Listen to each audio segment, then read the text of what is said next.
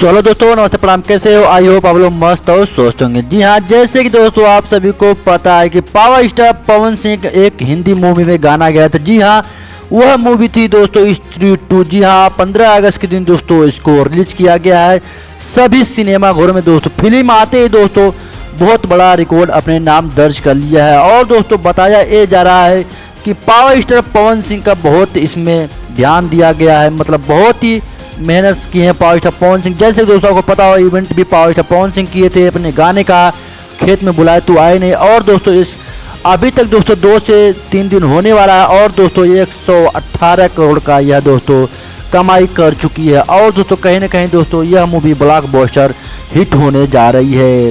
तो आप लोगों का क्या कहना है कमेंट करके ज़रूर बताना। लेकिन दोस्तों इस मूवी में जो है दोस्तों इसमें भूतिया का है, भूत वाला फिल्म है और काफ़ी अच्छा खासा फिल्म बा। तो आप लोग एक बार जाके जरूर देखा और बहुत बढ़िया फिल्म बा, भूत वाली पिक्चर बा। और पावर स्टार पवन सिंह मैंने गाना गोले बाड़े, काफ़ी बढ़िया गाना है। एक बार आप लोग जाके जरूर सुने और यह मूवी जाके एक बार देखे। दोस्तों गाना अभी तक दोस्तों ट्रेंड कर रहा है नंबर 1 पे।